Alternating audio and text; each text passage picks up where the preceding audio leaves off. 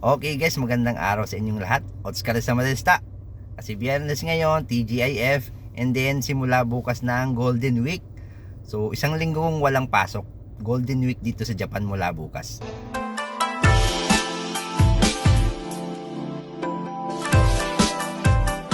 Kung bago lang po kayo dito sa channel ko, ako po si Leo, isang OFW dito sa Japan. So nagsishare po ako ng mga experience ko bilang isang OFW dito sa Japan. Kung hindi pa po kayo nakasubscribe, click nyo na yung subscribe button and then mag-like din po kayo sa video na ito. And then mag-comment po kayo kung mayroon kayong mga katanungan. Okay guys, so yun na nga, Golden Week. So dito sa Japan mayroong tinatawag na Golden Week. Yun ay yung isang linggong walang pasok. Kaya nga tinawag na Golden Week.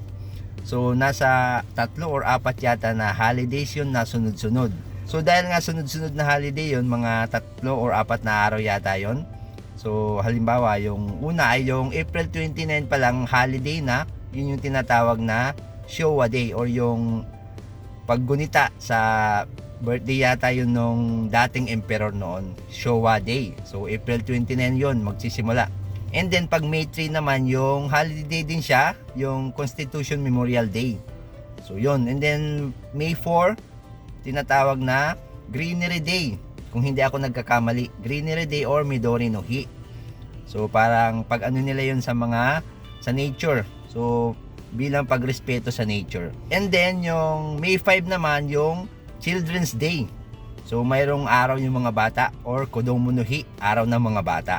Pero dahil nga natapat na Sunday yon, so useless lang naman yung holiday.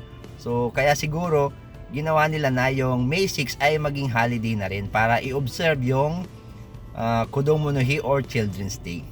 Kaso nga lang ngayong year medyo pangit yung araw ng Golden Week kasi naipit yung may mga pasok na araw tulad nung April 30 saka hanggang May 2 may pasok yung mga bata or yung mga estudyante. So kaya ngayong year hindi maganda yung yung Golden Week kasi yung mga bata ay natapat na mayroon pa ring pasok sa gitna ng Golden Week.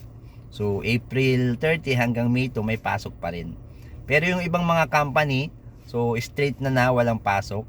Tulad sa company ko, so straight walang pasok, isang linggo talaga siya mula bukas April 27 Sabado hanggang May 6 wala kaming pasok. Kaya isang linggo talaga walang pasok kami. Kaya medyo mahaba yung nagayasumi ko ngayong linggo. Okay guys, kung hindi pa po kayo nakasubscribe, subscribe na kayo. And then mag-comment po kayo sa baba kung mayroon kayong mga katanungan. Hanggang sa muli, thank you for watching. Bye bye.